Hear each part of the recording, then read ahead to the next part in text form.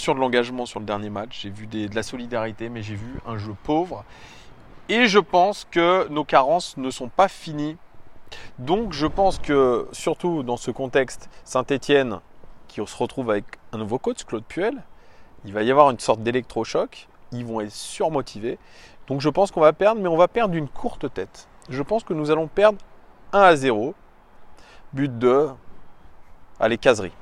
Mais j'espère vraiment que ça ne va pas se réaliser. Mais en tout cas, à ceux qui ont envie de se faire des Salut à tous, la team OL, Thomas M. Show pour OL Fan TV. Très très heureux de vous retrouver. Malheureux du résultat, mais heureux de vous avoir fait gagner de l'argent pour ceux qui ont parié contre notre club. Vous avez vu, franchement en ce moment, je crois que j'ai la fibre. Je sens ce qu'il va se passer. Et je vous le dis avec beaucoup d'assurance. Et c'est les choses que je ressens. Vraiment, la situation du club pour moi, elle est claire. Et les deux résultats, les deux bons pronostics que je vous ai donnés, j'étais vraiment confiant à 200%. Tout était réuni hier pour qu'on perde ce match. Malheureusement, parce qu'on a assisté, vous l'avez vu ou pas, pour certains, à une véritable purge. Ça a été un des plus mauvais derbys. Mais un derby de mal classé entre deux équipes en crise, dont une, Saint-Étienne, qui avait changé d'entraîneur tout récemment. Ghislain Printemps était remplacé par un ancien de la maison lyonnaise, Claude Puel, avec qui ça s'est très mal terminé. Et Claude Puel, tout juste intronisé entraîneur de l'ASS, a voulu être sur le banc. Il ne connaissait pas son groupe, il ne connaissait pas forcément ses joueurs, mais il s'est dit « je dois être sur le banc ». Déjà, pour prendre ma revanche un petit peu sur le terrain par rapport à l'Olympique Lyonnais, et aussi pour faire cette espèce d'électrochoc qu'il a très bien réussi. Sans être incroyable dans le jeu, bien, Claude Puel, il a trouvé la bonne composition d'équipe, il a trouvé surtout les bons joueurs.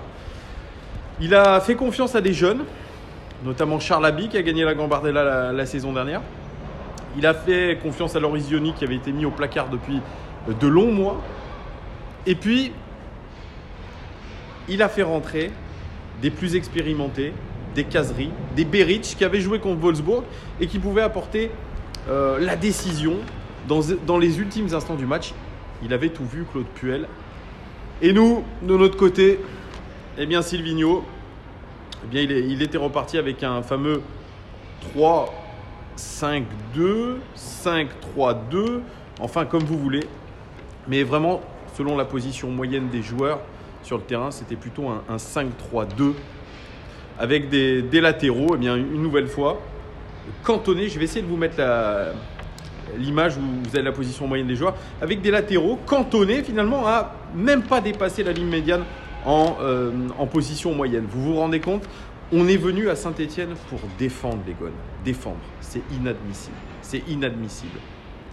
L'année dernière, je ne sais pas si vous vous rappelez, on disait souvent qu'on jouait face à des blocs bas et qu'on devait trouver la solution. Cette année, c'est nous qui jouons en bloc bas. Nous acceptons de subir, même si nous avons eu légèrement la possession un peu plus que Saint-Étienne, 56% je crois de possession pour nous, mais une possession tout à fait stérile. Une équipe qui n'a jamais semblé été en mesure de gagner, même sur les occasions de Aouar, Dembélé. On n'a jamais senti que ça pouvait rentrer tout simplement. On a même été plus en difficulté que l'adversaire. C'est incroyable. C'est incroyable. Un derby, pourtant vous avez un surcroît de motivation, vous avez envie de lâcher votre tripes sur le terrain. Je fais un petit retour en arrière. Vous avez vu pour certains mon vlog, dernier entraînement au Groupama Stadium. Avant le derby, 2000 supporters pour essayer de chauffer nos joueurs. Et puis Silvinho qui tape des mains comme ça, une espèce de représentation où il fait le Rocky Balboa carrément en donnant des coups de poing dans les mains des supporters pour montrer toute sa rage et son envie de gagner, de transmettre, si vous voulez, cette envie de gagner ce derby. Vraiment, encore une fois, une opération de communication. Parce que quand on connaît le résultat maintenant, on se dit qu'on est très loin de la réalité, la vraie réalité du terrain. Il y a le marketing et la réalité du terrain qui est catastrophique. Aujourd'hui, on est dans une crise qui est terrible, qui est sans précédent, quasiment pour l'Olympique Lyonnais, puisqu'il faut remonter à 1995 À l'époque, j'avais 9 ans. Je ne suivais pas encore l'Olympique Lyonnais. Pour revenir à un aussi terrible début de saison, 9 points en 9 journées, 1 point par match, le constat est absolument lunaire. Déjà très régulièrement battu dans les dernières minutes de jeu, un jeu quasi inexistant, des principes de jeu établis par Silvinho qui sont certes respectés défensivement, mais qui enlèvent complètement la folie à nos attaquants, qui brident surtout beaucoup les joueurs. Et puis surtout un retard au niveau du classement, un retard sur le Paris Saint-Germain déjà conséquent, nous qui voulions titiller le Paris Saint-Germain. Et puis surtout à 1 point de la zone de relégation. 1 point de la zone de relégation, les Gones. Franchement, pour l'instant, je crois que on peut être au-delà de inquiet. Parce qu'on est dans une crise très très profonde. Très très très profonde. Et qu'aujourd'hui, trouver les ressorts pour sortir de cette crise, eh bien, il va falloir pour Jean-Michel Aulas et surtout Juninho, puisque Aulas a remis la pression sur Juninho, il va falloir qu'il trouve les solutions parce que c'est à lui de décider si le coach doit être maintenu ou non. Bien évidemment, Jean-Michel Aulas aura son mot à dire. Le conseil de gestion qui a lieu ce soir aussi. Il y aura un conseil d'administration aussi en milieu de semaine. Il y a des choses qui vont changer. Il va y avoir un vrai audit. Mais on ne peut plus rester comme ça. Le changement de direction qu'on a pris avec Juninho en directeur sportif, c'est pareil, c'est quelque chose qui m'interroge aujourd'hui. Hier, qui est face à la presse? C'est pas Juninho, c'est Jean-Michel Aulas, qui renvoie d'ailleurs la balle à Juninho. Le directeur sportif doit faire face aux journalistes. Certes, la semaine dernière, ça s'était mal passé pour Juni, puisqu'il avait eu un discours un petit peu défaitiste, alarmiste, mais un discours de vérité au final.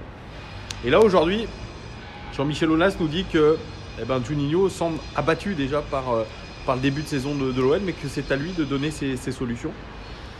Donc, il y a une grosse pression mise sur les épaules de Juninho. C'est lui qui a finalement indirectement l'avenir de Silvinho entre les mains. Mais voilà, aujourd'hui, le constat est très très dur, le constat est amer. On a des joueurs qui ont complètement déjoué une nouvelle fois. Il y a eu de l'intention dans le jeu, mais beaucoup trop d'erreurs techniques, beaucoup trop de pertes de balles, beaucoup trop de conformisme. Alors qu'aujourd'hui, je pense que ce qu'il manque à cet Olympique Lyonnais, c'est vraiment de l'insouciance. On a une jeune équipe. C'est ce qui faisait notre défaut, c'est ce qu'avait dit l'année dernière Genesio. On a les défauts de nos qualités. On a des jeunes joueurs qui sont insouciants. Et c'est là-dessus qu'il faut au final jouer. L'identité de l'Olympique Lyonnais, c'est ça. Je suis un petit peu d'accord. On a des jeunes, on doit les faire jouer et leur faire confiance. Certes, on aura peut-être des trous défensifs, mais voilà, il y aura au moins du spectacle. Et ça, c'est quand même un gros pied de nez à Genesio. Au final, aujourd'hui, si on fait une petite comparaison, j'ai envie de dire que sous Genesio, c'était mieux. Oui, on peut le dire très clairement. C'était pas tout exceptionnel, mais là, aujourd'hui, il y a un véritable contraste entre les deux entraîneurs, entre Silvinho, qui manque clairement d'expérience et qui, je pense, n'est pas aujourd'hui fait pour un rôle d'entraîneur principal tout de suite. Voilà, il doit prendre de la bouteille. C'est un petit peu comme Thierry Henry. Il avait dit qu'il ferait le point au bout de 10 matchs. Là, je crois que le point, il va vite être fait. Il n'y a pas beaucoup de progression, très peu de progression. À part un parcours pour l'instant en Ligue des Champions qui nous laisse espérer pouvoir se qualifier en huitième de finale. Le reste, on est très très loin des temps de passage. On est très très loin des temps de passage et surtout au niveau du jeu, ça n'avance pas. Alors, je suis un peu tous azimuts, je suis désolé, mais je prends comme ça me vient à l'esprit. Donc, je vous avais parlé de cette composition d'équipe avec des blessés, des suspendus, Koné. On a dû encore bricoler à gauche avec Léo Dubois, qui a dû jouer à gauche une nouvelle fois. Raphaël titularisé pour la première fois de la saison à droite, latéral droit. Et puis, pour moi, la vraie réflexion, qui était une bonne réflexion, c'est de faire jouer Houssem Aouar en numéro 10 derrière Memphis Depay et Martin Terrier. Par contre, exit, Jeffrey Adelaide et Dembélé qui est le meilleur buteur du club. Ça, ce sont des choix un petit peu incompréhensibles. Comment pouvez-vous laisser sur le banc de touche le meilleur buteur du club, 6 buts, auteur d'un très bon début de saison. C'est quelque chose que je me pose. Comment laisser sur le banc un joueur qui vous a coûté 25 millions d'euros et qui a plutôt été convaincant sur les premiers matchs? Moi, je pense que c'est une vraie décision de la part de Silvinho.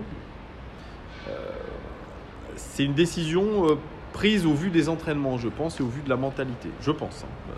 Ça demande confirmation, mais s'il décide de se passer de ces deux joueurs-là, c'est qu'il y a dû avoir des choses. On ne se passe pas par hasard de son meilleur buteur et d'un joueur en devenir, acheter 25 millions d'euros comme ça, et on ne fait même pas rentrer en jeu Jeffrey Adelaide. C'est pour ça, ça pose beaucoup de questions. Bref, je vais passer à l'analyse statistique du match. Et 6 tirs côté stéphanois, 6 tirs côté lyonnais, 4 cadrés pour les stéphanois, 2 cadrés seulement pour les lyonnais. Ça aussi, c'est très faible. On n'arrive pas à tirer au but, on n'arrive pas à cadrer. Ça, c'est inquiétant. Au niveau des passes réussies dans le dernier tir, 81 passes réussies dans le dernier tir pour Saint-Étienne et nous, 48 seulement. Ça montre très clairement qu'on a du mal à s'installer dans le dernier tiers du terrain adverse, et ça c'est très inquiétant parce que c'est redondant, parce que c'est répétitif. Donc il y a un vrai souci, vous le voyez au niveau statistique très clairement. 20 centres côté stéphanois, on a laissé les Stéphanois centrer 20 fois. Oh. C'était un siège, hein. C'était vraiment les Stéphanois avec, pour cette tactique, vraiment déborder et de centrer au maximum pour tester notre défense. 20 centres autorisés à l'adversaire, c'est tout simplement énorme. Nous on a centré que 8 fois. Là aussi, le gap, il est énorme et il est inadmissible. Ça a été un match quand même engagé, 31 tacles côté stéphanois, 32 côté lyonnais. Au niveau de la possession dans le camp adverse, 58% de possession dans le camp lyonnais pour les Stéphanois et seulement 42, comme Saint-Étienne, 42% de possession dans le camp stéphanois. Vous voyez, c'est une statistique qui n'est pas bonne du tout. Et moi, je regarde plutôt cette statistique-là par rapport à la possession globale, où on l'a eu, la possession globale, mais vous voyez, là, c'est ça. On n'a pas été dans le camp adverse, hein. Il ne faut pas se mentir. Et au niveau des passes réussies dans la surface de réparation, les Stéphanois ont réussi 9 passes dans la surface de réparation sur 21 tentées quand même, hein. Et nous, 4 passes réussies dans la surface sur 16 tentées seulement. C'est très faible. Encore une nouvelle fois au niveau des expected goals. C'est là aussi 0,70 pour Saint-Étienne qui a légèrement surperformé. Et nous, 0,36 expected goals. C'est absolument effarant, qui prouve que nous n'avons eu aucune qualité d'occasion, que nous ne sommes pas créés de vraies occasions malgré les situations d'Aouar et de Dembélé. C'est très inquiétant par rapport à ça. Au niveau des statistiques individuelles et des notes, je commence avec Anto Lopez. Anto Lopez, pour moi, c'est déjà l'homme du match côté lyonnais. C'est l'homme du match déjà depuis de nombreuses rencontres, que ce soit sous Genesio ou aujourd'hui sous Silvinho. C'est un guerrier, c'est quelqu'un qui ne lâche jamais rien, c'est quelqu'un qui s'améliore dans la mentalité surtout, c'est quelqu'un qui est concentré. Il mérite, oui, aujourd'hui cette prolongation et son salaire, c'est peut-être l'un des seuls qui mérite tout ça, qui mérite toutes ces louanges, tellement il nous a sauvés. Encore une fois, il a fait 3-4 arrêts, notamment sur cette frappe de bout de bouse à bout portant. Toujours présent, toujours serein, malgré vraiment les tensions, malgré tout ce qu'il peut encaisser. Je veux dire, au niveau de la pression dans un match, il est toujours là. Et d'ailleurs, en statistique, il est parmi les 5 meilleurs du match, il est à 2 dégagements quand même. 2 dégagements, voilà, il a fait le job une nouvelle fois. C'est lui qui devrait être capitaine. C'est lui d'ailleurs qui s'arrête après le match. C'est pas Léo Dubois qui est capitaine, hein, mais j'en reparlerai de Léo Dubois. C'est lui qui s'arrête devant les médias, qui s'arrête devant Canal+, qui s'arrête devant les autres médias pour dire ce qu'il pense. Et là, il est très en colère. Il est très en colère parce qu'on a laissé filer un derby. On a laissé passer le prestige, vous savez. Un derby, c'est ce que vous pardonnez ou pas les supporters. Aujourd'hui, perdre un derby, c'est impardonnable. Et dans son regard, j'ai vu vraiment de la sincérité. Dans son énervement, j'ai vu de cette sincérité d'un supporter lyonnais, de quelqu'un qui est attaché filialement à notre club et qui a du dégoût d'avoir perdu ça et de voir l'attitude de ses coéquipiers qui, au final, eux, ne sont pas tant attachés à l'Olympique lyonnais que ça. Et pour qui perdre un derby, ce n'est pas grand-chose. Eh bien, ça, franchement, je loue cette mentalité. Anto Lopez, forever. Ça, c'est un super joueur. C'est un super gardien, un des meilleurs gardiens d'Europe pour moi. Je lui mets la note de 8 sur 10 à Anto Lopez. Andersen, titularisé dans la défense à 3, 83 passes réussies sur 90, record côté du match. Record du match tout simplement, c'est énorme. Une passe clé pour lui, et quelle passe, c'était l'ouverture pour Houssem Aouar, qui était hors jeu malheureusement, mais une très belle ouverture. 9 ballons récupérés, record côté lyonnais dans ce match, et 9 dégagements, record du match tout simplement. C'est un très bon match pour Andersen. Un match référence pour un joueur qui était qualifié d'Alagonie il y a 3 semaines. Et moi je le trouve, dans une défense à 3, je le trouve beaucoup plus serein. Je le trouve beaucoup plus impliqué. Il s'est engagé à la relance. Ce que j'aimerais, c'est que cette qualité de relance, elle soit beaucoup plus verticale, comme il a pu le faire à un moment donné avec des ballons longs. Il est très bon. Il a un très bon pied droit. Il faut qu'il l'utilise. Mais je crois que Silvino lui donne des consignes de ne pas trop jouer comme ça et surtout de ne pas prendre de risque, de jouer latéral. Mais c'est un joueur qui doit porter le ballon. Il doit avancer jusqu'à qu'il y ait un joueur en face de lui qui le cadre pour ensuite décaler un de ses coéquipiers. C'est comme ça qu'il peut être intéressant dans la relance. On a eu un petit peu des bribes de ce qu'il pourrait faire, mais je crois qu'il peut être intéressant à ce niveau-là. Et franchement, sur ce match-là, moi je l'ai trouvé très très correct, même défensivement. Il a été quasiment impassable. Il a sauvé son camp plus d'une fois et puis il a bien dégagé les ballons de la tête. Sa qualité, c'est ça. Il est grand, il prend les ballons de la tête. Il était sérieux. Il a replacé aussi pas mal ses partenaires. Donc moi, je l'ai trouvé intéressant, Joachim Andersen. Vraiment un très très très bon match de sa part. Donc j'espère que ça va continuer de la sorte. En tout cas, je crois que j'ai une petite bête dans l'oreille. Ah, c'est bon, je l'ai enlevé. Pardon, je lui mets la note de 8 sur 10 à Joachim Andersen, c'est une note de progression, en progrès. C'est une note d'encouragement en tout cas. Andersen qui fait partie de ces rares joueurs sur le terrain à avoir fait le job. Marcelo, titularisé lui aussi une nouvelle fois, 66 passes réussies sur 80. Moyen, 8 ballons récupérés, 2 interceptions record du match, 7 dégagements. Il a fait le job Marcelo. Ça fait vraiment quelques matchs qu'il est intéressant parce que lui aussi il est très concentré, il est très complémentaire avec Andersen. On sent qu'il a des choses à prouver et il fait très très bien le job. Moi je l'ai trouvé vraiment intéressant. Dans la lignée de ce qu'il a pu faire la saison dernière notamment. Plutôt pas mal. Cependant, c'est vrai qu'il a été pris à revers sur le but de Berić. Il n'était pas bien placé. Ça, c'est un petit peu dommage. C'est un petit peu la seule fausse note, mais qui coûte cher. Mais bon, on ne peut pas lui reprocher aussi d'être mal placé alors que ça se passe bien avant aussi. Hein. Voilà, il n'y a pas que lui qui doit défendre. Je lui mets la note de 7 sur 10 à Marcelo. Marsal, lui aussi titularisé dans la défense à 30. 53 passes réussies sur 62. Correct, sans plus. 7 ballons récupérés. 4 tacles réussis sur 7. 2 interceptions record du match, 2 dégagements. Il a fait un match solide, Marsal. Il a pris un carton jaune très tôt, ce qui a, dans l'impact, était un peu compliqué ensuite pour lui de gérer. On va dire qu'il n'a pas été très très complémentaire avec Léo Dubois qui jouait faux pied un peu plus haut. Il a fait le job défensivement. Offensivement, il n'a pas pu faire grand chose non plus. Mais moi je l'ai trouvé très très correct, Marsal. Je lui mets la note de 6 sur 10 à Marsal. C'est encourageant aussi. On a eu beaucoup de choses à défendre, donc il faut bien que nos défenseurs aient fait le job, parce que c'est pas offensivement que ça allait débloquer. Hein.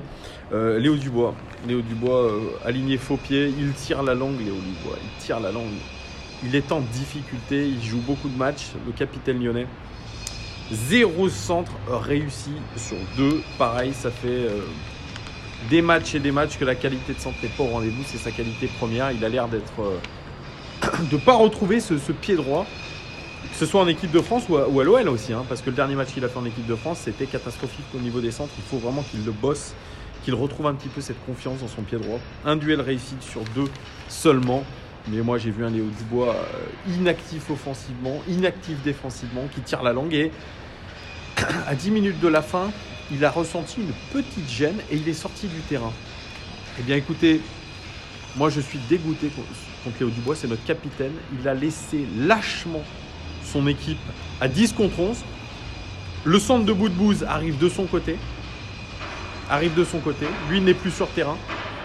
C'est un abandon. Quand on parle de petite gêne, on essaye de serrer les dents. C'est un derby, c'est le prestige régional. Vous êtes capitaine de votre équipe. C'est inadmissible de sortir comme ça. Une petite gêne. Oui, parce que dans sa tête, Léo Dubois, il pense quoi à l'équipe de France? Et oui, il pense à sa carrière plutôt qu'à son club. Ça lui avait été déjà reproché par Jean-Michel Aulas la saison dernière, alors qu'on était un petit peu dans la tourmente, de penser à l'équipe de France avant le club. Eh bien, pour un joueur qui a été désigné capitaine, ce n'est pas normal. Ce n'est pas normal. Ce n'est pas normal. Donc, je rejoins l'avis de bon nombre de gens sur Twitter qui disent qu'il a lâché le club. Oui, il a lâché le club. C'est un petit peu la même chose. Il faut voir si c'est vrai. Quand Dembélé, avant le match contre Bordeaux, soi-disant avait ressenti une petite gêne à l'entraînement qui l'a empêché de pouvoir postuler au match.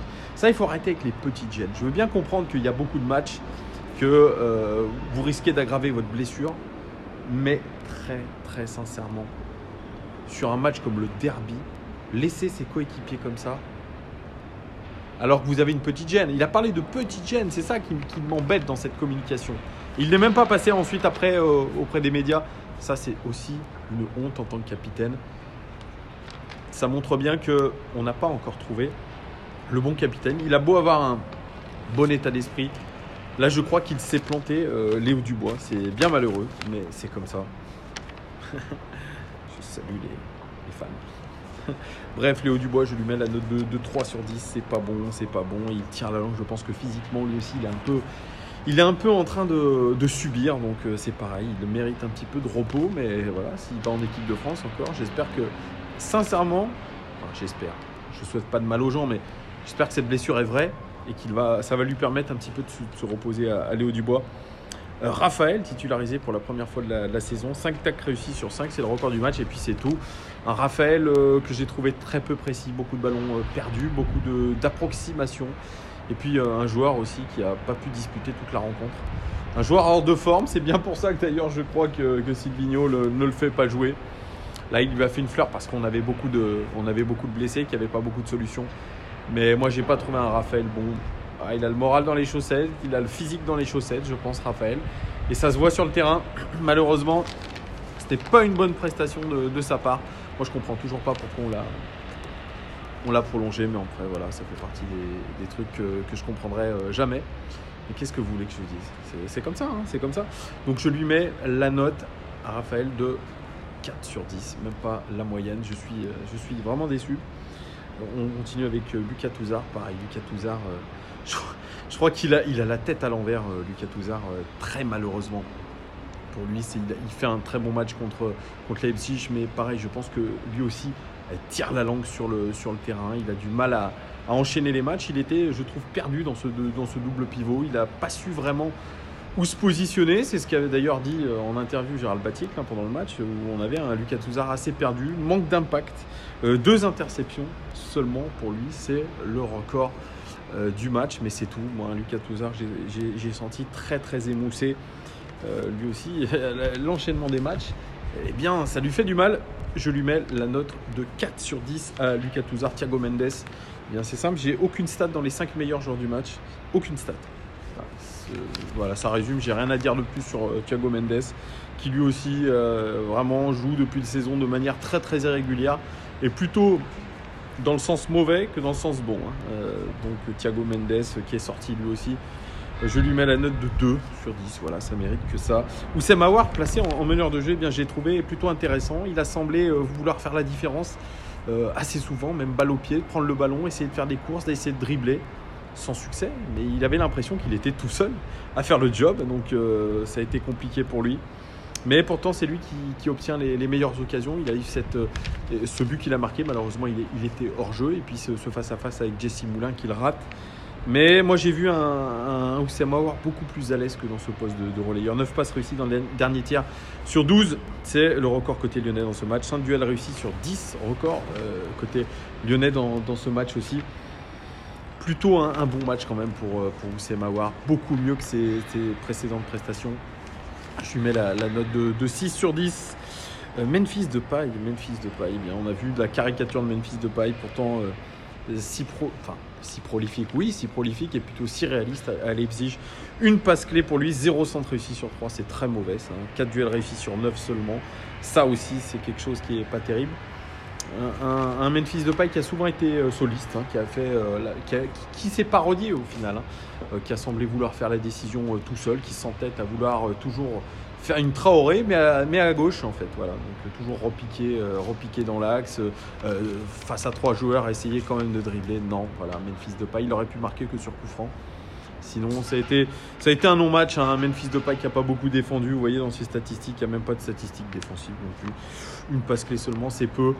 Un mauvais match de la part de Memphis Depay, dont on attend beaucoup plus. Je lui mets la note de 4 sur 10 lui aussi.